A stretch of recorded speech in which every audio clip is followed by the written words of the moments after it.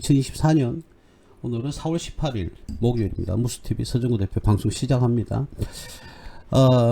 지금 경제 상황이 일단 많이 안 좋습니다. 많이 안 좋고 우리나라뿐만 아니라 전 세계적으로 글로벌하게 경제 상황이 안 좋아요. 그래서 코스피가 오늘은 뭐 기술적 반등이라고 봐야 되겠죠. 뭐 상승으로 계속 이어지면 좋겠는데 일단 오늘은 반등을 하는 그런 모습을 보였습니다. 예, 자그마치 1.95%가 올랐어요. 50.52%포인트가 50.52포인트가 이렇게 오르는 그런 모습을 보였고요. 코스닥도 한번 볼까요? 자, 코스닥도 역시금 오늘 2.72%나 오르는 22.62포인트가 오르는 아주 가공할 만한 숫자가 올랐죠. 예, 오늘은 뭐 급등을 했습니다. 근데 이게 계속 이어질지 아니면 다시금 또 살짝 떨어져서 박스권으로 갈지 그건 좀 지켜봐야 될 그런 문제가 아닌가 그렇게 생각이 들어요. 어쨌든 이제 좀 하락세가 조금 일시적으로 멈추지 말고 하락세가 이제 계속 좀 단단한 그런 바닥을 만들어가는 그런 모습을 보여줬으면 좋겠습니다. 개인적으로. 자, 근데 오늘은 이 코스피 코스닥도 있지만 우리가 좀 봐야 될 게 이 그 해외 이런 많은 지수들을 조금 봐야 되지 않겠나 그렇게 봐지는데요. 예, 한번 볼까요? WTI 원유입니다. 원유가 위에 거는 위에 그래프는 다우 지수고요.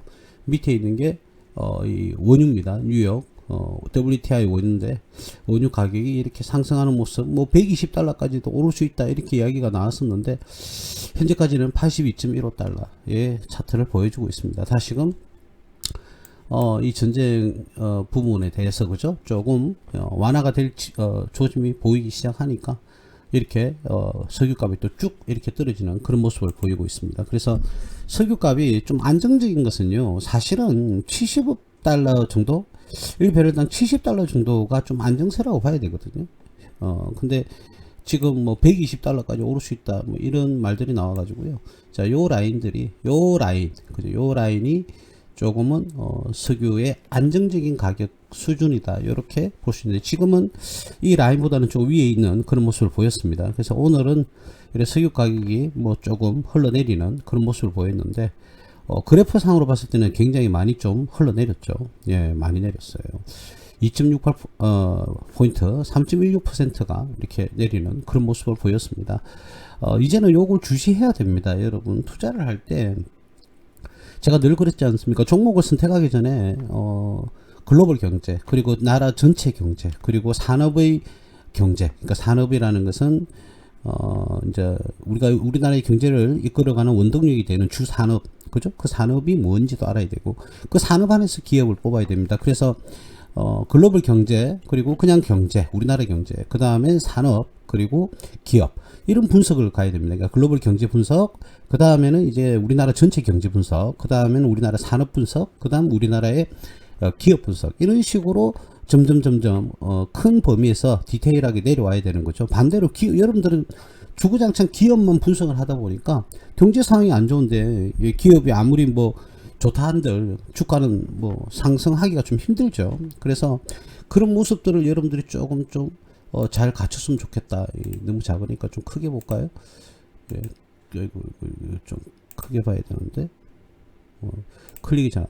자, 이렇게 해서 이런 모습, 예, 이렇게 지금 다시금 하향 추세로 좀 바뀌긴 했는데 언제까지 이어질지는 잘 모르겠습니다. 그래서 한 번 더 종목을 선택함에 있어서는 먼저 선택하기 전에 글로벌 경제 분석, 그 다음 우리나라의 전체 경제 분석, 그리고 산업 분석, 그리고 그 산업 속에 속해 있는 기업 분석. 자, 이런 식으로 여러분들이 점점 뭐 낙수 효과라고 하기에는 그 뭐 표현이 안 맞고요.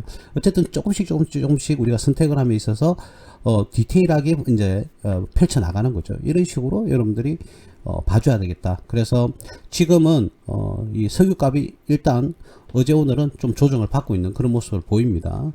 자, 그 다음에 우리가 필라델피아 반도체 지수인데요. 필라델피아 반도체 지수는 뭐 안 봐도 뻔합니다. 다우 지수하고 똑같이 가니까 거의 똑같다 이렇게 보시면 됩니다. 그래서 이 필라델피아 반도체 지수도 역시 지금 다우 존스하고 거의 비슷하게 조금 뭐 복잡하게 이렇게 중복이 이렇게 좀 돼 있다 보니까 예, 좀 그렇죠. 예, 어쨌든 모양은 똑같습니다. 이렇게 보여주고 있다. 중국의 항생, 그러니까 홍콩 항생 지수를 한번 볼까요? 자, 요 위에 있는 지수가 미국의 다우 지수입니다. 그리고 밑에 있는 것이 항생 지수거든요. 그죠? 예, 항생지수는 끊임없이 지금 하락을 하고 있습니다. 그죠? 뭐 고점 대비, 이 고점 대비해서 그죠?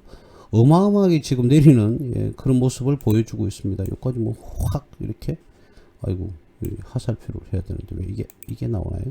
이만큼 완전히 뭐 내려꼽는 그런 모습을 보여주고 있습니다. 제가 예전에 대략 한 1년에서 1년 6개월 전부터 말씀을 드렸습니다. 그죠? 그렇죠. 예, 맞습니다. 아주 오래 전부터 더 이상 중국은 가능성이 없는 그런 이제는 경제가 이제는 둔화가 될 거다. 경제 성장이 둔화가 될 수밖에 없다는 거죠. 그래서 지금 뭐 대만하고 있죠. 전쟁설도 자꾸 뭐 아직까지도 존재하고 있고, 그죠? 대만은 뭐 하나의 중국이다 이런 식으로 이야기를 하고는 있는데, 제가 분명히 말씀드렸어요. 중국 관련 주나 중국 관련 화폐나 중국 관련 채권이나 중국 관련 주식 뭐 중국과 관련되어 있는 것은 그 어떤 것도 전부 다 매도를 때리고 현금화 시켜라라고 말씀을 드렸던 적이 있습니다. 우리나라 시장에 상장되어 있는 중국 기업 이제는 뭐 가물하네요. 제가 관심 자체를 안 가지니까 뭐 중국 원양 자원이었나요? 뭐 그런 기업도 있었던 것 같고요. 어쨌든 제가 근처도 가지 말라고 이렇게 말씀을 분명히 드렸습니다. 예, 항생지수가. 그리고 그렇게 제가 말씀을 드렸을 때 몇몇 분은 이런 말씀을 하셨어요. 이렇게 우리가 기술적 반등에서 이제 올라올 때 말이죠. 아니다, 당신이 틀렸다. 봐라. 바닥 짚고 다시 올라가지 않느냐 이런 이야기를 많이 했거든요. 예. 그런데 올해 초까지는 그런 얘기 하시더니 이제는 조용해요. 다시금 이 바닥권까지 다시 흘러내렸죠. 이렇게 아니 이게 뭐 고소하다 이런 말이 아니고요. 우리는 투자자잖아요. 그죠? 중국의 경제는 둔화가 되어서 이제는 경제 성장률은요 뻥 스펙들이 되게 많습니다. 뻥 스펙들이 되게 많은데 실질적으로 베이징이나 뭐 상하이 뭐 또 뭐 하나 이름은 잘 모르겠는데 그 두 지역 외에는요, 실질적으로 그 국민들이 그 소득이 크지를 않아요, 여러분. 예? 크지가 않다니까요. 제가 재밌는 것들을 좀 발견해가지고 어제 오늘 조금 재밌게 그냥 머리가 아파서 머리 식히려고 재미난 동영상을 보고 있는데 말이죠. 실질적으로 미국 20대 여성들이 그렇게 여러분들 20, 30대 여성들이 돈을 많이 벌지를 못해요. 예? 남자들도 마찬가지입니다. 우리나라 남자나 우리나라 여자분하고요, 우리 남성분하고 여성분이 중국에 있는 남성과 여성분하고 이 비교 자체 한다는 게 부끄러운 거예요.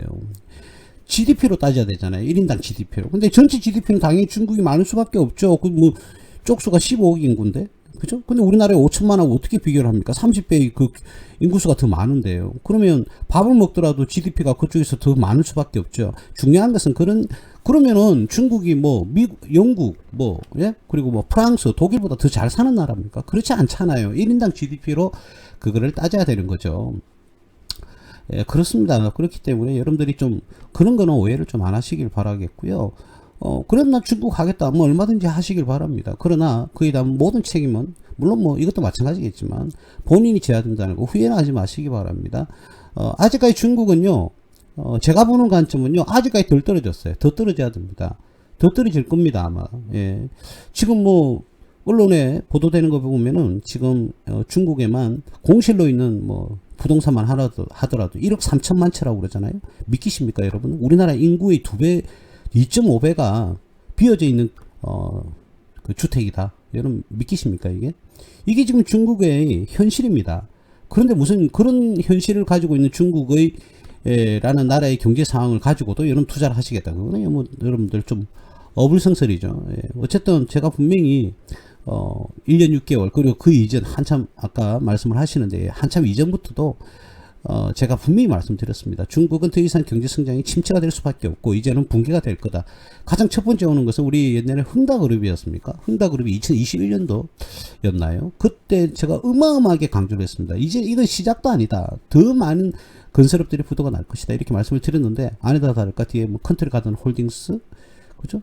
그 회사가 뭐 이름이 다르게 이렇게 표현이 됐는데 어쨌든 제가 기억하고 있는 회사는 컨트리 가든 홀딩스였습니다. 그리고 뭐 강사부 홀딩스도 있고 몽우유 뭐 여러 가지 중국 회사 중국 항생에 홍콩에 상장시켰던 중국 기업들 예, 그 기업들이 제가 예전에 아주 오래전에 투자했던 그런 기업들이 있었는데 이제는 뭐 기업도 잘 안 나네요. 뭐 서한부동산도 있었고 위사부 홀딩스도 있었던 것 같고요. 어쨌든 그 기업들도 이제 그 컨트리 가든 홀딩스 그리고 뭐 이름은 잘 모르겠네요. 어쨌든 비아디 엘렉트로닉스라는 뭐 자동차 회사도 있었고, 어쨌든 이제는 더 이상 여러분들이 중국 관련해서 투자는 자제하는 게 아니고 아예 근처에도 안 가시는 걸 제 개인적으로는 권해드립니다. 물론 뭐 판단은 여러분들이 하시겠지만 제 개인적으로는 무스TV 서준구 대표는 절대 추천하지 않겠습니다. 분명히 말씀드리지만 차라리 제가 그랬죠. 우리 여기 계신 회원분들 아시잖아요. 제가 2년 6개월 전에 뭐라고 말씀드렸습니까? 이제는 중국 시장에 탈출을 하고 인도로 가라라고 제가 분명히 말씀을 드렸어요. 인도. 그래서 제가 급하게 1시간 동안 엄청 빠른 말로 방송을 한번 했던 적이 있었죠. 인도 ETF나 미국에 상장되어 있는 인도 회사나 미국에 있는 인도 ETF나 우리나라에 있는 ETF 넣더라도 인도 관련 ETF에 주목을 하고 거기에 대해서 야금야금 모아가라라고 말씀을 드렸습니다. 어마어마하게 많이 올랐죠. 여러분들이 직접 다 확인하시기 바랍니다. 종목도 제가 직접 가르쳐 드렸어요. 그죠? 관련 은행 뭐 철강회사 뭐 타타철강이었나요? 제 기억은 잘 안 나는데 어쨌든 어마어마하게 올랐죠. 그에 반대로 어떻습니까? 항생지수, 중국 항생지수는 그 시점 대비했을 때는 어마어마하게 고점 대비해서는 요렇게나 지금 내렸습니다. 그죠? 근데 반대로요. 인도 주식은 요렇게 올랐어요. 지금. 그죠? 그러니까 미련을 가지지 말고 거기서 한번 재미를 봤다고 해서 계속 거기에 여러분들이 매달려 또 갈 거다 말도 안 되는 거죠. 예를 들어 아버지께서 장난감을 사주시면 사주시더라. 그 다음에 또 떼으면 또 사주십니까? 그거 아니잖아요. 그죠? 너무 말도 안 되는 예를 들었나요? 예, 죄송합니다. 예, 그거는 잘못된 겁니다. 지금 그래서 우리나라는 일단은 부채의 증가폭을 우리도 이 중국처럼 되지 않으려면 부채의 증가폭을 최대한 억제시켜야 됩니다. 그래서 뭐 국가 정치계들이 이야기를 하겠지만 최소한 부채가 더 이상 늘어나는 거는 절대로 위험하다 이런 말씀을 우리나라가 지금 뭐 올해 그 발행한 국채에 대한 이자만 하더라도 아까 제가 뉴스에 봤을 때 23조 정도 들었다고 그러죠. 이자만요. 원금을 갚는 게 아니라 이자만 23조가 나간답니다. 여러분. 이게 말이 됩니까 이게? 차라리 그런 걸 아꼈다 그러면 그 23조를 정말 수많은 많은 사람들한테 베풀었으면 더 좋았을 거 아닙니까? 그죠? 기초생활수급자라든지 조금 그늘에 사시는 분, 또 이제 좀 힘들게 사시는 분, 이런 분들에게 그 돈을 과감하게 집행을 하는 게 훨씬 더 좋지 않습니까, 여러분? 쓸데없이 그죠? 그 이자에 그 원금에 대한 이자만 이렇게 무분별하게 지급이 되는 것은 이런 경제 상황은 굉장히 좀 안 좋다. 누가 잘했고 못했고 이걸 따지지 말자고요. 일단 경제 상황에서는 더 이상 부채가 늘어나는 건 우리나라도 좀 심각하다. 저는 개인적으로 그렇게 생각을 합니다. 예, 뭐 어떻게 판단을 하실지 모르겠지만 그래 되면요. 돈 없으니까 난 돈 없으니까 돈도 뭐 이런 아주 무식한 이야기를 하시는 분들이 계세요. 예, 그 말도 안 되는 거죠. 예. 세상에서 가장 공평한 것은요, 일 많이 한 사람이 소득을 많이 가져가는 게 그게 공평한 겁니다. 일도 하지 않고 똑같이 니나 내나 사람이니까 똑같은 나이니까 소득이 똑같아야 된다. 여기가 무슨 공산주의 국가입니까? 공산주의 국가도 그러지는 않을 겁니다. 그죠? 중국이 그럽니까? 러시아가 그럽니까? 일 많이 하는 사람이 혜택이 많이 돌아가는 거 당연한 거 아니겠어요? 예, 저는 그게 공평이라고 생각을 합니다. 어쨌든 중국 근처에는 가지 마시라고 분명히 지금은 아닙니다. 예전에 아주 오래전에는 중국에 집중 투자를 했었어야 했고요. 지금은 아닙니다. 거기에 레파토리가 인도로 바뀌었다는 부분 여러분들 분명히 말씀드립니다. 앞으로 어느 정도 인도가 더 제조업을 더 육성을 하거나 또는 세계의 많은 나라의 제조 기업을 유치를 할 건지는 한번 지켜봐야 되겠습니다만 아무래도 쪽수도 많고 인프라도 돼 있어야 되고 아무래도 인건비가 쌓여야 되겠죠. 자, 그런 나라에 제조업들이 진출을 합니다. 우리나라도 뭐 중국 갔다 베트남 갔다고 했잖아요. 그죠? 우리 중소기업이나 뭐 대기업들도. 그게 바로 인건비 절감 때문이죠. 단 반드시 인프라는 구성이 돼 있어야 됩니다. 물론 뭐 베트남 같은 경우는 우리나라가 아예 인프라를 만들러 가는 것도 있었고 그러기도 했었죠. 자, 그리고 좀 안 좋은 그 소식은 살마니, 우리 빈살마니 네옴시티였습니까? 네옴시티? 자꾸 헷갈리네. 여기 네옴시티였죠? 예, 네옴시티. 그 네옴시티가 사업 규모가 거의 뭐 40분의 1로 축소가 된다고 그러죠. 40분의 1인지 뭐 400분의 1인지 모르겠는데 거기에 대해서는 조금 안타깝습니다. 우리나라 기업들이 많이 진출을 해서 이렇게 좀 매출을 많이 일으켰으면 좋겠는데 사업이 어마어마하게 축소가 된 걸로 그렇게 보도가 되더라고요. 뭐 사실 확인은 안 해봤습니다만 어쨌든 그런 것은 우리 그 경제 상황에는 별로 좋은 건 아니다. 예, 이렇게 말씀을 드릴 수가 있겠습니다. 그죠? 자, 그리고요, 우리 이제 여기서 이거는 해외 차트긴 한데 우리가 잠시만요. 이거를 한번 봐야 되거든요. 예, 금값입니다. 금값. 여기 위에 있는 빨간 선이요. 빨간 선이 이게 다우 지수고요. 밑에 있는 붉고 푸른색이 금값입니다. 금값. 예, 금값이 어마어마하게 올랐죠. 뭐 하셨어요? 제가 금 사라, 금값이 이제 오를 거다 이렇게 말씀을 드렸는데 안 사셨습니까? 예, 금값이 어마어마하게 많이 올랐습니다. 대략 한 1,800~900원대 제가 금은 오를 수밖에 없다, 매수하시라고 말씀을 드렸는데 아하, 너무너무 많이 올라 버렸네요. 그죠? 예, 어마어마하게 지금 많이 올랐습니다. 아니, 대표님, 금액으로 봤을 땐 별로 안 오르는데요. 예, 아닙니다. 금값이 이 정도 오르면 어마어마하게 오른 거죠. 예, 금을 가지고 계신 분, 예, 축하드립니다. 안 가지고 계신 분, 그렇다고 지금 또 들어가셔가지고, 사야 되니 말아야 되니 그런 말씀을 하지 마시고요. 그러니까 벌써 이전에 말씀을 드렸을 때는 꼭 가만히 계시다가, 그죠? 이렇게 이제 올라가게 되면, 살 걸, 이렇게, 생각을 많이 하십니다.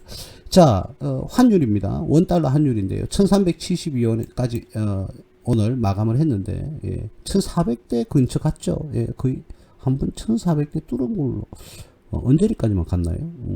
어쨌든, 예, 안 올라가는데. 볼까요? 예, 1400대까지 한번, 언제까지 갔다가 다시금 1372원으로 떨어지면서 다시금 하락 조짐을 좀 보이고는 있는데 쭉쭉 조금 더 떨어져서 1200원에서 1250원 사이까지 제가 바라는 환율은 한 요정도, 예, 요정도 가격, 요정도 가격까지는 조금 떨어졌으면 좋겠다, 개인적으로 그렇게 생각을 하는데요. 안정권 환율이라고 봐야 되겠죠. 우리나라의 경제 안정권 환율. 자, 그래서 환율이 많이 치솟았다가, 근래 치솟았다가 다시금 제자리를 잡아가는, 예, 다시 떨어지고 있는 그런 모습을 보이고 있는데, 일단 빨리 1330원 밑으로는 떨어져야 된다. 이 박스권에서는 이탈을 해서 밑으로 좀 떨어졌으면 좋겠다라는 생각이 많이 듭니다.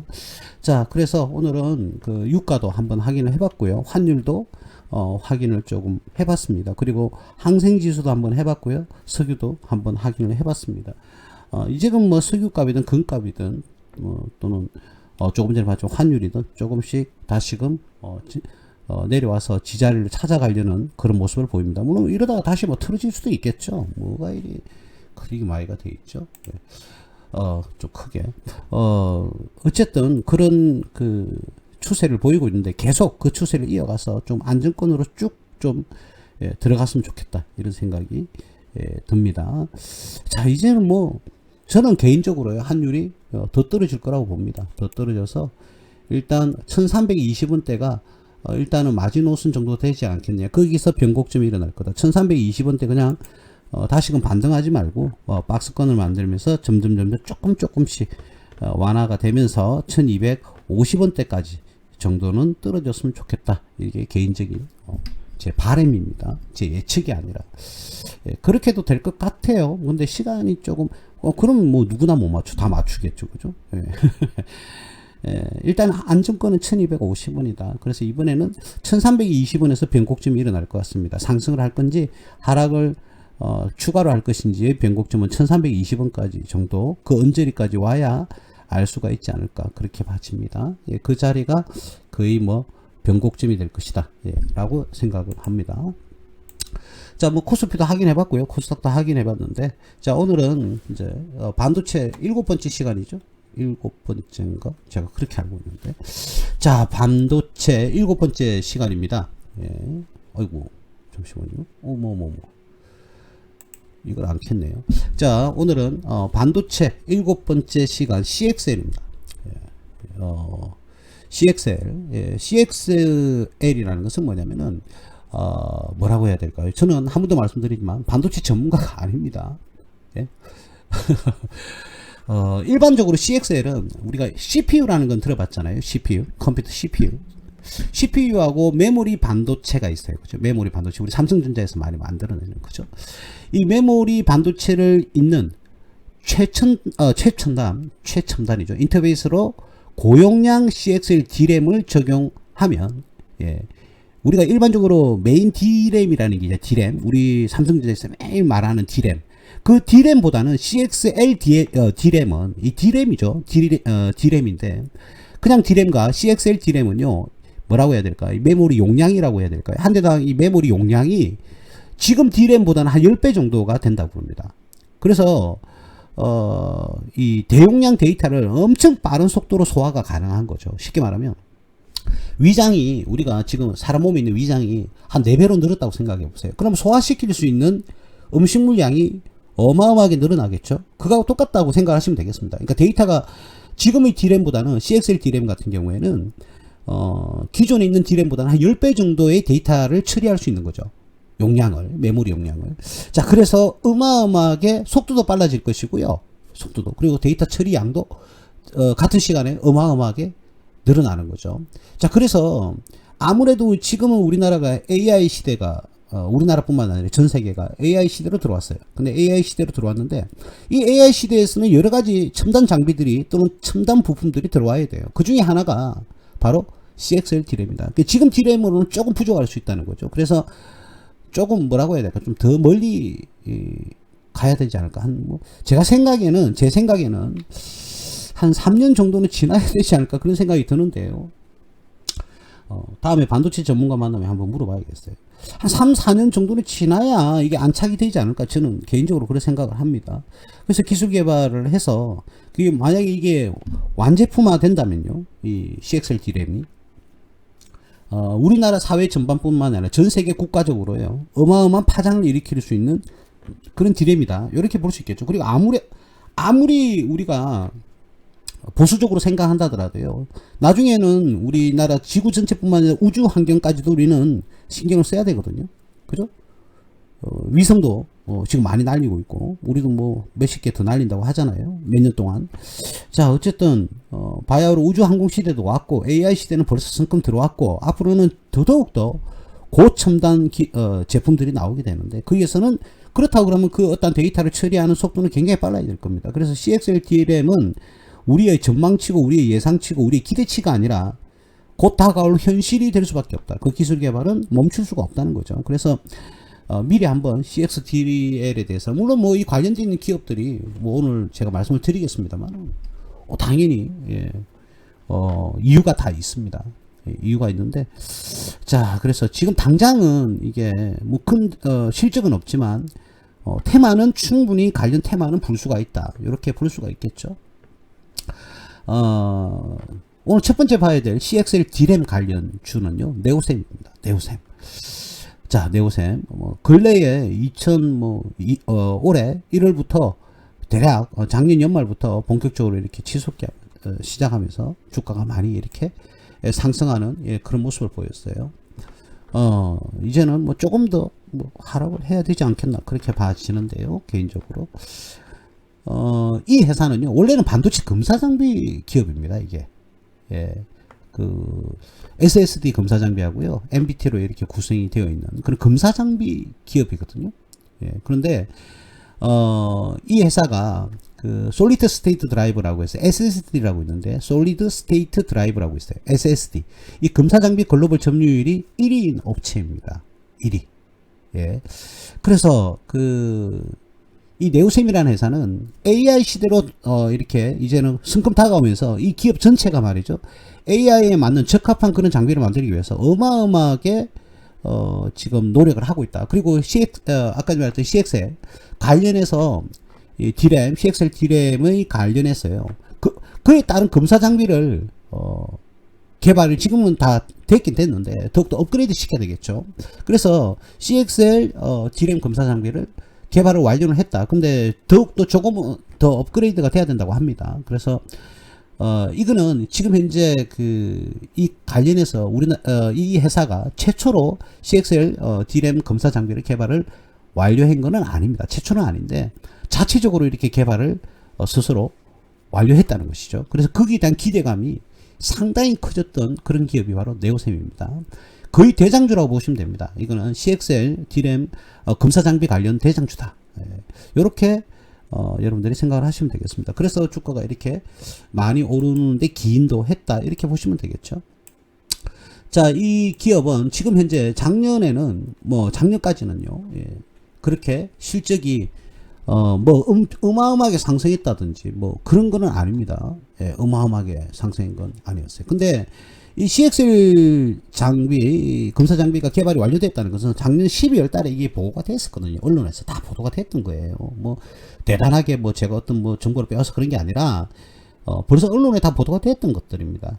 자, 근데 2023년 12월쯤에 이렇게 이제 언론에 12월 달 쯤에 정확한 기억은 안 납니다만 보도가 되면서 하도가 되었는데 그 뒤로 본격적으로 주가가 어마어마하게 상승하기 시작했는데요.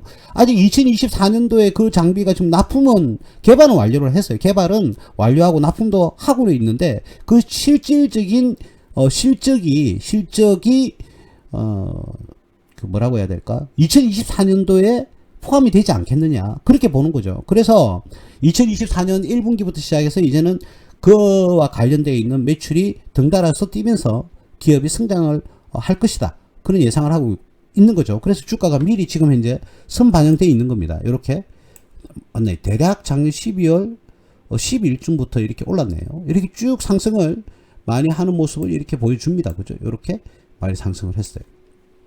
자, 그런데 지금 만약에 1분기 그죠? 5월 14일, 5월 15일 그 사이에 보통 일반적으로 5월 14일, 5월 15일 이전에 공시가 될 건데요. 1분기 많은 모든 기업들이 공시가 될 건데 그때 실적에 봐서 만약에 갑자기 급등을 했다. 그러면은 벌써 급등을 해가 주가 이제 상승하겠다 해가 이 관련 주식을 매수를 뜩 해버리면 여러분 물리게 되겠죠. 벌써 이거는 지금 거기 실적이 기인한 선반영인지 아니면 테마 아니면 어떤 기대감으로 상승을 하는 건지는 지나봐야 알겠지만 일단 실적이 나왔을 때는 실적이 좋게 나왔단 말이에요. 그 이전보다 좋게 나왔는데 벌써 주가는 이렇게 상승돼 있다? 그러면 여러분들 벌써 선반영되어 있다고 보죠. 회사는 좋다고 해서 무조건 들어가는 건 아닙니다. 그죠? 지금 현재 주가 대비해서는요, 이 회사가 이 지표가 2023년 요거는 작년일 거고, 그죠? 예, 작년 실적 대비해서 현재의 퍼가 지금 어느 정도 되어 있는가 한번 볼까요? 작년 실적 대비 현재의 퍼가 57이다. 근데 업종퍼는 342, 100이 넘어가니까 퍼에 대한 의미는 전혀 없다.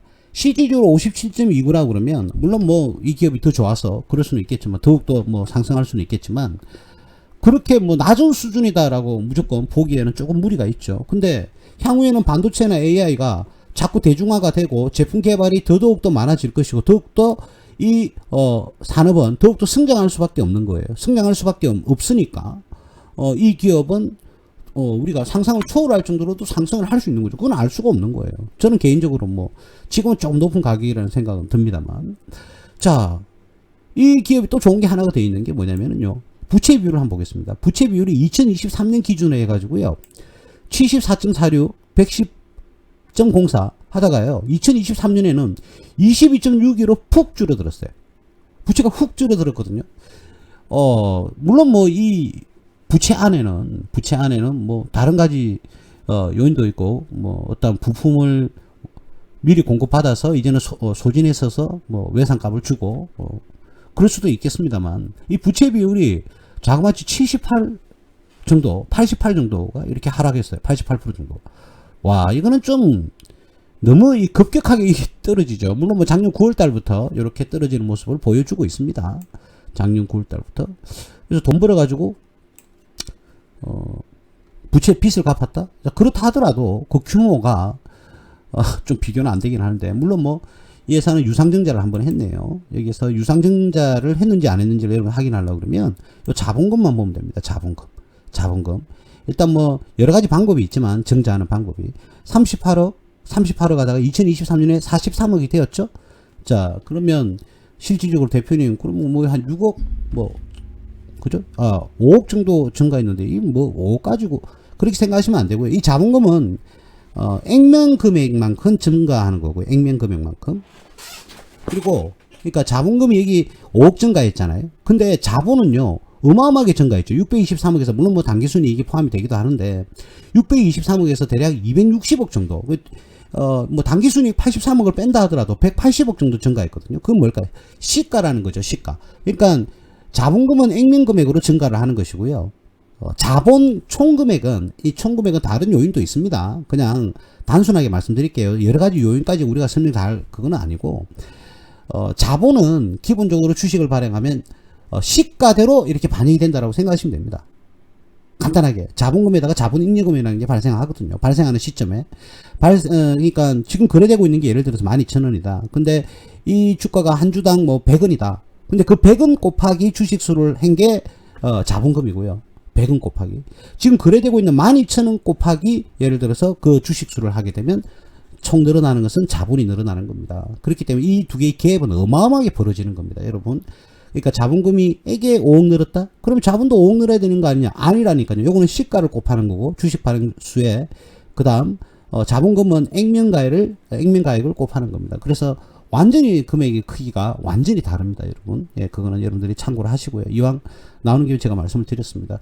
자, 그러나 어쨌든 부채가 급격하게 지금 떨어지는 모습을 보여주고 있다. 뭐 나쁘다고 볼 수는 없죠. 예, 나쁘다고 볼 수는 없고 매출이 좀 좋은 것은 370억, 740억 하다가 갑자기 매출이 1000억대로 올랐다. 저 근데 영업이익은 84억에서 81억이고 별로 증가한 게 안 보여요. 당기순이익은 오히려 줄었어요. 아무래도 매출이 늘었는데 영업이익은 그대로다. 그러면 뭐 원가가 아무래도 많이 상승했다. 이렇게 볼 수도 있는 거고요. 새로운 우리가 설비를 다시금 어떻게 해요? 투입을 했다. 이렇게 보셔도 됩니다. 근데 부채를 갚았는데 저 정도로 갚았는데 새로운 설비를 투입을 했다. 저 이익으로 아무리 유상증자를 했다 하더라도 그럴 수 있을까? 뭐 조금은 의문인데 어쨌든 자본이 총 우리가 이 5억 정확하게 한번 해볼까요? 지금 5억 정도인데 자본금이 5억 정도 늘었어요. 자, 천천히 할게요. 뭐 이왕 우리가 뭐 바쁠 거 없잖아요, 그죠? 봅시다. 5억. 제가 계산을 한번 해보겠습니다. 액면가가 여러분들 보시면 아시겠지만 여기가 100주라고 되어 있어요. 100주. 자, 100주. 그러면 5억에서 100주를 나누는 거예요. 그러면 이 기업은 500만 주를 추가로 늘어났거든요. 주식수가 500만 주. 근데 이 500만 주에서 곱하기 12,000원만 잡아볼게요. 예, 12,000원. 예, 요렇게 잡아보면 600억 정도가 늘어납니다. 여러분, 600억. 예, 600억. 맞죠? 맞네요. 500만 주. 물론 뭐 무조건 100% 이렇게 계산하는 건 아닌데, 단순하게 5억에서 나누기 100원을 하면 뭐 500만 주. 그죠? 예, 500만 주. 500만 주에서 곱하기 시가 12,000원을 곱한다. 무조건 그 금액은 아닌데 그냥 대충 해봤습니다. 지금 가격으로 12,000원 했다. 뭐 사실은 지금은 아니겠죠. 더 낮은 가격일 것 같습니다. 아무래도 2023년에 재무제표가 반영이 되어 있으니까 대략 정확하게 한 4,000원 정도로 한번 해볼까요? 그러면 이 가격 2023년도에 했을 거니까 3,900원 정도로 해볼까요? 그럼 500만 주 곱하기 3,900원. 그러면 대략 195억 정도가 늘어나요. 195억 정도가. 자, 그럼 195억 정도가 늘어난다. 자, 그러면 계산하는 걸 제가 보여드릴게요. 195억. 자, 자본은 이 자본 금액은 623억에서 623억에서 플러스 190억 정도. 190억 정도를 하면은 잠시만요. 왜 계산이 이렇게 잘 안 되지? 자본 623억 플러스 190 하게 되면 대략 813억이 나오거든요. 813억 자본 2022년도 자본 총계 623억에서 플러스 190억 금방 유상증자한 금액 하면은 대략 813억이 나오거든요. 근데 868억 50매덕이 돼 있잖아요. 이게 당기순이익이 여기 있는 당기순이익 금액이 여기로 또 들어옵니다. 요 금액으로 들어오는 거죠. 예, 물론 배당을 지급을 하게 되면 요금에서 좀 줄어들고요. 그러면 거의 맞죠, 지금? 그죠? 거의 맞습니다. 그죠? 그래서 이 기업은 유상증자를 하면서 실질적으로 한 185억의 자본잉여금이 남았다. 그 돈으로 부채를 상환을 했을 가능성도 충분히 있다. 이렇게 보는 거죠. 물론 뭐 재무제표 정확하게 보면 다 나옵니다만. 그러면 이 부채 비율이 110%에서 22. 자, 부채 총계를 볼까요? 685억에서 196억. 그죠? 기존에 뭐 현금을 가지고도 지급을 했겠지만, 이런 금액도 일부 들어갈 수도 있다. 예, 이렇게 볼 수가 있겠습니다. 자, 그래서, 우리 요거 하면서 하나 배우는 것은 자본금이 요렇게 늘어난다. 그죠? 38억은 똑같은데, 그 다음 43억을 늘었다. 그럼 일단 증자가 이루어졌다. 그럼 이게 늘어나면 요 자본 금액은 늘어난다. 무조건 늘어난다. 이렇게 보시면 되겠습니다. 물론, 경우에 따라서 액면금액 이하로 뭐 거래가 된다든지 그런 경우에도 있습니다. 오히려 자본이 적어지는 경우도 있을 수 있죠. 근데, 그렇게 하면서까지 돈을 확보한다. 그럼 그 회사는 거의 상장 폐지라고 봐야 되겠죠. 자, 그래서 일반적인 경우만 제가 말씀을 드릴게요. 자본금이 늘어나면, 아래 자본금이 늘어나면 유상 증자를 했을 가능성이 거의 뭐 99%고 자본은 무조건 늘어날 수밖에 없다. 예, 요 부분 여러분들이 꼭 기억을 하시길 바라겠습니다. 자, 나오는 김에 제가 그것까지 한번 말씀을 한번 드려봤습니다. 그래서 이 기업은 지금 현재는 좀 과하게 올랐다가 지금은 다시 조정받는 그런 모습을 보이고 있네요. 조금 더 시간이 조금 더 조정을 받으면 좀 메리트 있는 가격대가 되지 않을까 그렇게 봐지는데 제가 기대하는 거는 이거 지금 이 종목을 매수하고 계신 분은 제가 이런 말씀드리면 굉장히 기분이 나쁘실 수 있으니 제가 가격은 얼마까지 떨어져야 뭐 정상이다. 떨어지면 좋겠다 이런 말씀은 자제하게 해요. 자제하는데 저는 뭐 이 만약에 지금 안 가지고 매수를 안 하고 계신 분들은 대략 뭐 제 같으면 저는 뭐 기다려 보겠습니다. 대략 뭐 6,100원대 또는 뭐 7,200원대 요 사이에서 저는 매수를 하지 않을까 그렇게 봐집니다. 만약에 매수를 한다면입니다. 한다면 요 사이에서 매수를 하지 않을까 그렇게 봐지고요. 지금 뭐 개인적으로 우리가 이걸 가지고 계신 분들은 한 번 더 요렇게 그죠? 요렇게 치솟아서 수익 실현하시고 다시 요까지 떨어지면 어떨까? 그죠? 예, 그러면 불만 없으시죠? 그죠? 예, 뭐 총 맞을까봐 제가 속된 표현으로 쫄았습니다. 그 영화에 그런 거 나오잖아요. 오빠야 쫄았제 뭐 이런 말 하잖아요. 그죠? 쫄았습니다. 이 가격대까지 떨어지기 전에 한번 전고 좀 뚫고 한번 올라갔다가 우리 개미 투자자님들 수익 실현하고 쭉 흘러내리면 기관들이 손절 해가지고 외국인들하고 여기까지 떨어지면 여기서 우리 다 같이 다시 한번 들어가 보기로 하죠. 예, 제 이 꿈이 너무 화려합니까 이거? 자제하겠습니다. 예, 첫 번째 우리가 CXL 관련주, CXL D랩이라고 봐야 되겠죠. CXL D랩 관련주 네오셈을 봤는데 일반적으로는요. 뭐 자기들이 정하는 건 아니니까 일반적으로 우리가 네오셈은 CXL 거의 대장주로 인정을 해줍니다. 일반적으로. 근데 여러분들이 대장주가 아니라면 아닌 거죠.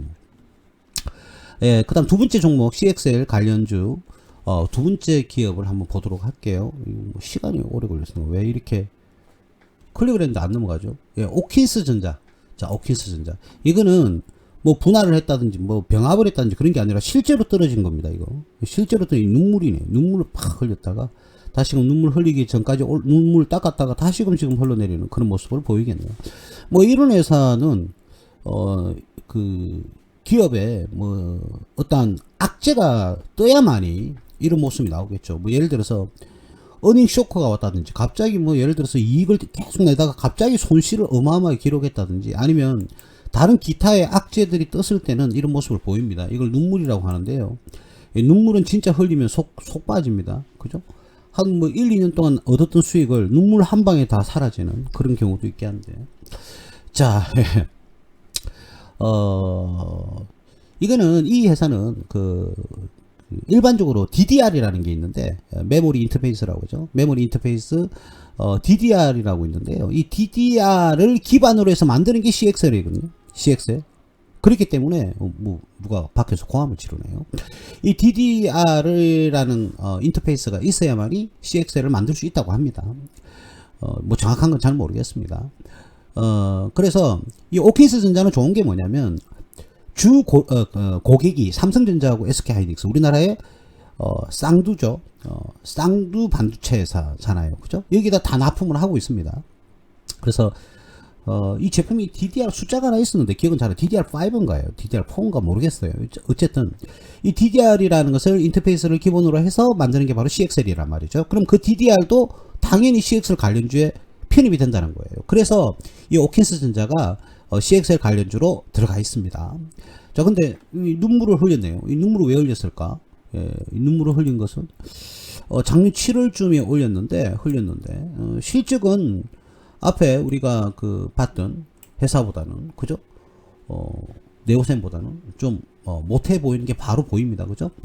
자, 연간부터 한번 볼게요. 기본적 분석을 했을 때는 2019년 385억, 2020년 451억, 2021년 593억, 2022년 642억까지는 꾸준하게 매출이 성장을 했는데 2023년 작년에는 569억으로 다시금 80억을 반납했습니다. 그러니까 2021년으로 회귀를 해버렸네요. 실적이 떨어졌습니다. 이거는 저는 이해할 수 있는 게 뭐냐면 아무래도 2023년도에 삼성전자와 SK하이닉스가 죽을 썼잖아요. 반도체에서. 그죠? 예, 근데 이 회사가 주 고객이 삼성전자와 SK하이닉스라고 그랬지 않습니까? 그에 대한 여파가 굉장히 크지 않았었나 그렇게 봐집니다. 그래서 이 기업은 다시금 삼성전자와 SK 그죠? 그 기업들의 성장에 따라서 다시금 반등을 할 수 있는 가능성은 있다. 충분히 여력은 있다 이렇게 봐집니다. 그런데 이런 경우는 일단은요 2023년 작년 분기를 한번 보면요 2023년 1분기, 2분기, 3분기, 4분기 하다가 4분기에는 또 손실을 기록했어요. 영업 손실을. 자, 이런 부분 좀 거슬리죠. 그죠? 자, 근데 올해 1분기 실적도요. 1분기 실적도 어찌 될지는 모르겠는데 일단 지켜봐야 될 것 같아요. 1분기에는 실적이 무조건 어마어마하게 좋다 이렇게 나오지는 않을 것 같아요. 그죠? 자, 일단 일시적으로 작년 12월 중순부터 이렇게 상승을 했다가 다시금 떨어지고 있는데 오늘 잠시 반등을 했지만 이게 뭐 일시적인 건지 아닌지는 좀 기다려 봐야 될 것 같고 이 기업이 지금 현재 기업이 실적이 좋아서 주가가 상승한다든지 펀더멘탈이 강해졌다든지 또는 어떤 그 기업의 테마성이 굉장히 좋아가지고 무조건 뭐 매수를 해야 된다든지 이런 개념은 아닌데 내가 그래도 야, 이 눈물이라는 거 흘렸는데 이거는 뭐 제가 아직 확인 안 해봤습니다. 왜 이렇게 눈물을 흘렸는지 어쨌든 단기적인 악재가 있었겠죠. 이 눈물이 이유는 뭔지를 모르겠어요. 지금 뭐 해소가 되었는지 안 되었는지 뭐 해소가 되었으니까 이렇게 터지지 않았을까? 뭐 그런 생각이 드는데 어쨌든 만약에 매수를 하겠다 하시는 분 무조건 저는 뭐 그건 절대로 추천드리진 않는데요. 한번 기다려 보시죠. 5천원까지 만약에 매수를 하신다면.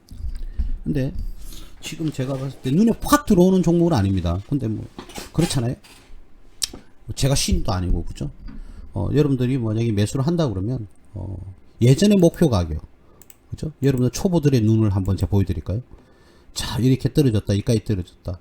야, 그러면 요 정도 떨어지가 사면은 옛날에 3만 몇천 원까지 갔으니 이 정도 가면은 야, 뭐 400%다. 이 초보의 눈이죠. 언제 그까지 간다는 보장이 어디 있어요, 여러분들? 그죠? 너무 큰. 그러면 이렇게 하겠다. 865원이 최저점이었는데 여기 865원에서 여기가 뭐 코로나 때였겠죠. 여기가 예, 맞네요.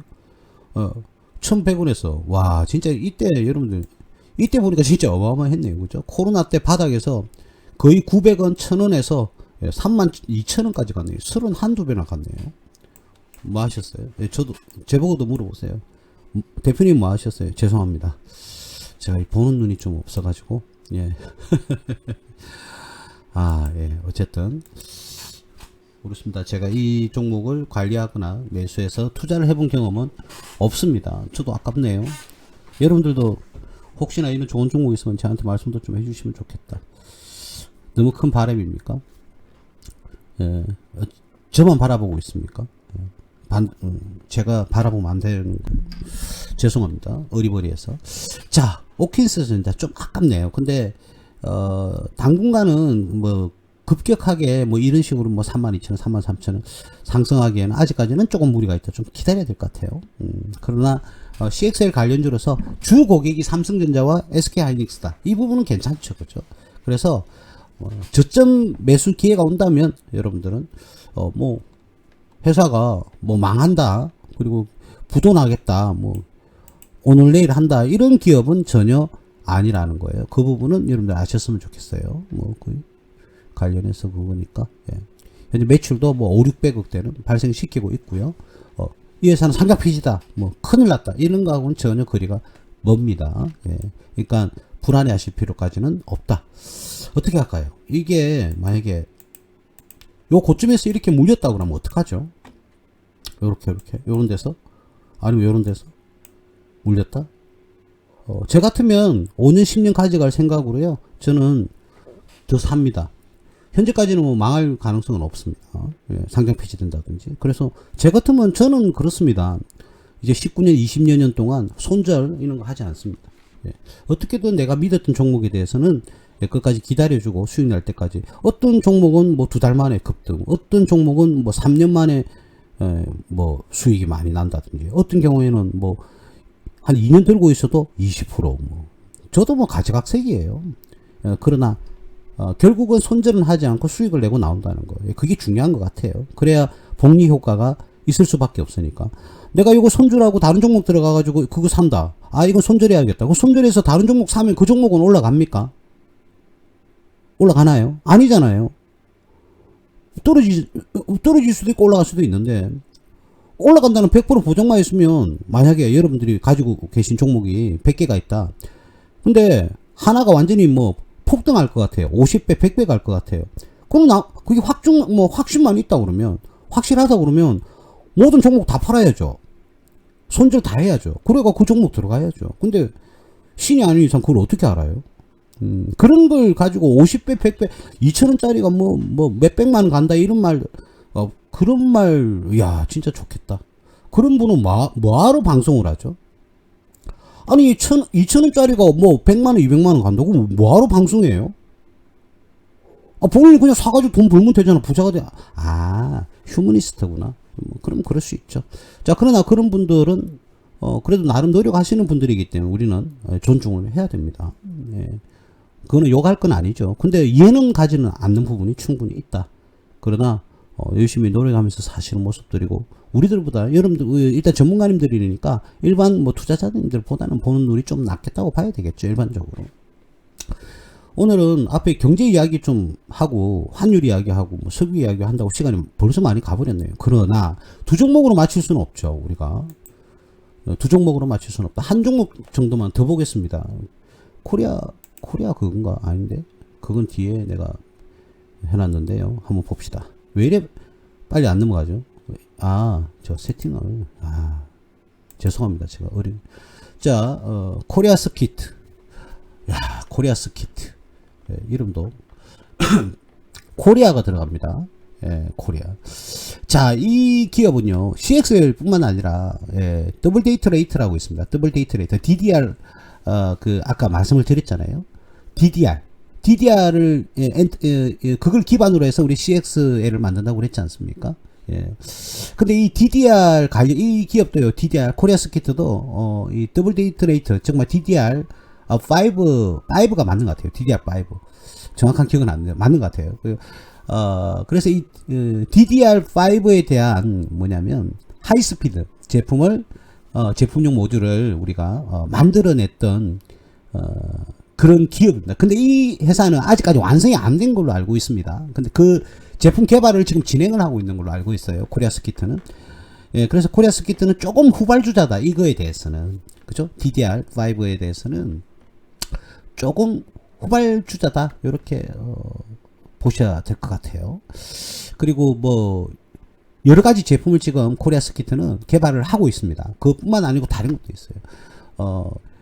그 LPCAMM이라든지 뭐 로퍼 컴프레이션 뭐 트레이트 메모리 모듈 뭐 이런 것들도 있기도 한데 그리고 또 SSD 이런 것들도 있는데 어쨌든 그거는 좀 개발을 지금 진행을 하고 있습니다. 다방면으로 하나만 하는 것이 아니라 여러 가지로 지금 하고 있습니다. SSD도 하고 있고요. LPCA MM 그것도 하고 있고요. 여러 가지를 하고 있다, 제품 개발을. 그래서 이게 완성이 되면 다방면으로 이게 수익 구조를 가져갈 수 있지 않을까, 그렇게 봐지거든요, 코리아 스키트.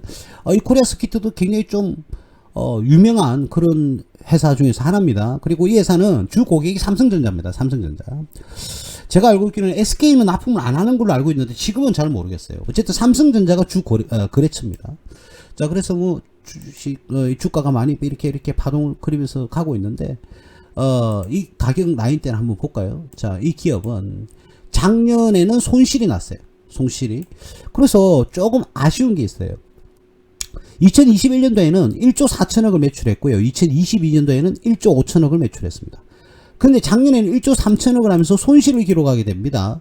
예, 손실.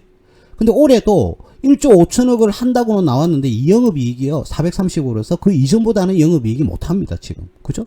그러니까 매출이 거의 비슷한데 뭐 원가 상승률이든 아니면 뭐 다른 기계 뭐 장치 뭐 설비를 들어가든 뭐 여러 가지 이유가 있을 수 있는데 영업이익의 그 매출이 1조 5천억 났을 때 이 2021년, 2022년에 비교해서 반으로 뚝뚝 떨어지는 모습을 보이거든요. 이게 원가 관리에 뭐 문제가 있는지, 뭐 아니면 다른 뭐 기계 설비라든지 이런 설치를 함으로써 다른 비용이 늘어났는지는 알 수는 없습니다만 어쨌든 영업이익과 당기순이익은 떨어진다. 자, 이 기준에서 그러면 이 기업은 이 기준에서 이 기업의 주가 수익률은 어떻게 되느냐? 작년에 손실이 났으니까 전혀 의미가 없죠. 의미가 없는데, 자, 올해 실적 기준에서는 8이었다. 그 이전에는 15, 뭐 4.78 했는데, 올해 예상치는 8 정도 나올 것이다 라고 지금 이 기업은 예상을 하고 있습니다. 그러면 올라가 보면 업종포가 82 정도 나오네요. 그죠? 자, 그렇게 된다면 굉장히 뭐 저평가에 들어간다. 이렇게 이야기를 지금 할 수가 있겠습니다. 그래서 올해 기대치를 가지고 충분히 뭐 상승을 한다 그러면 뭐 기대치대로 나온다 그러면 지금 가격은 굉장히 박앤세일 되어 있다. 박앤세일 되어 있는 그런 가격이다. 즉 말하자면 내가 무조건 사거나 안 사거나 무조건 둘 중에 무조건 극단적으로 하나만 결정해라고 그런다면 지금은 뭐 매수해도 나쁘지는 않을 것 같습니다. 예. 그 실적이 완전히 기반이 완전히 된다면 뭐 매수해도 그렇게 나쁘게 보이지는 않는다. 그리고 매출이 1조 원이 넘어가는 그런 회사입니다. 저는 개인적으로 매출 굉장히 중시 여기죠. 여러분들도 물론 당연히 뭐 중시 여길 겁니다. 그죠? 그러나 이 반도체 기업의 업황에서는 그러니까 이런 거잖아요. 지금은 반도체 시대가 왔잖아요. 바야흐로. 그죠? 4차 산업부터 시작해서 어마어마하게 로봇 산업, 뭐 AI, 뭐 어마어마하게 지금 많이 왔는데 이제는 반도체가 결국은 모든 제품의 핵심이라는 것은 절대로 부인할 수 없어요. 제가 2, 3년 전부터 이야기했잖아요. 반도체가 없으면 어떻게 제품을 생산하고 어떻게 전 세계적인 그 뭡니까 제품들이 어떻게 해요? 아주 뭐라고 해야 돼? 임팩트 있고 말이죠. 개발이 되고 엄청나게 좋은 제품들이 쏟아져 나오려고 그러면 반도체가 없이는 안 되잖아요. 여러분 상식적으로 생각을 해보세요. 고품질의 제품이 나오려고 그러면 반도체가 없어서는 절대로 불가능하지 않습니까? 그건 뭐 상식 중에 상식 아닙니까? 예전에도 그런 생각을 할 수 있었는데 이제는 그 시대가 훅 다가왔다는 거죠. 그럼 이제는 저는 이 부분에 대해서는 여러분들에게 제가 나름대로 제 생각을 말씀을 드린다 그러면 반도체는 이제 죽을 때까지 여러분들 곁에서 당연히 떠날 수도 없지만 관련 기업은 성장할 수밖에 없습니다. 앞으로 어마어마하게 제가 예상하는 것은 삼성전자가 지금보다는 제가 봤을 때는요 규모가 3배 정도는 늘어나야 된다고 봐지거든요. 그렇게 봐집니다. 1차적으로는 제가 분명히 1년 6개월 전에 삼성전자 목표 가격을 11만원이라고 분명히 말씀을 드렸어요. 그러니까 우리 회원님들은 지금 아직까지 안 팔고 계시죠. 분명히 제가 말씀드렸지만 어쨌든 말씀드리는데요. 그 이전에도 말씀드렸듯이 절대적으로 반도체는 삼성전자를 그렇게 말씀드렸듯이 반도체는 이제는 후퇴할 수 없습니다. 예전에도 후퇴한 적도 없지만 앞으로는 성장의 규모가 이전의 규모보다 더 빨라지고 더 많아질 겁니다. 자, 그래서 제가 지금 반도체 시리즈를 7번째 지금 방송을 하고 있지 않습니까? 그래서 반도체는 어떠한 경우에도 여러분들 이 포트에 여러분들 투자 포트에 반드시 한두 종목은 넣어 놔셔야 됩니다. 넣어 놓으시고 오랫동안 꾸준하게 진짜 그 망하지 않는 기업이라면 조금씩 계속 사 모으세요, 여러분. 계속 사 모으세요. 그러면 여러분들 나중에는 최소한 보험이나 연금이나 그런 자금보다는 훨씬 더 여러분들 은퇴 후의 생활에 도움을 많이 주지 않을까 그런 생각이 듭니다. 물론 뭐 금액의 규모에 따라 좀 다를 수 있고 소비에 따라 다를 수는 있겠지만 그죠? 어떤 경우에도 반도체 관련돼 있는 종목을 한두 종목 정도는 여러분들 포트에 반드시 담으라고 제가 말씀을 드렸습니다. 그러면서 제가 7번째 방송을 하면서 나름 괜찮은 회사를 중간에 톡톡콕콕콕콕 찍어놨어요. 그죠? 그거는 앞에 방송을 한 번 더 보시고요. 여러분들이 나는 어떤 종목이 좋을까라는 것을 한번 선택을 잘 해보시고요. 그리고 제가 이거 11번째 정도 나올 거거든요. 반도체가. 사실은 13개가 되더라고요. 근데 11개 정도로 시리즈 11 시리즈로 끊을 건데 그 안에 정말 눈에 띄게 확 좋은 그런 회사가 눈에 하나 띄었으면 좋겠어요. 그러면 한 번 더 말씀드리지만 그 종목이 나오면 제가 이 방송에서 공유를 하겠습니다. 저는 매수를 할 수가 없습니다. 왜냐면 그건 불법이기 때문이죠. 물론 뭐 여러분들은 이게 뭐 대다수가 무료로 지금 방송 청취자 분들은 이곳에는 다들 뭐 무료 회원이기 때문에 상관은 없지만 그래도 저는 그 양심을 지키겠습니다. 안 올라가면 어떡하죠? 그러다가 뭐 반타작 나오고 이러면 어떡하지? 그건 좀 걱정스러운데. 뭐 유료 회원이야 제가 제어를 해드리면 되지만 무료 회원들은 좀 그런 거는 좀 걱정인데 어쨌든 제가 좋은 종목 있으면 여러분들과 함께 하겠습니다. 오늘 2024년 4월 18일 누수TV 서정구 대표 방송 여기까지 하겠습니다. 예, 오늘도 고생하셨습니다. 감사합니다.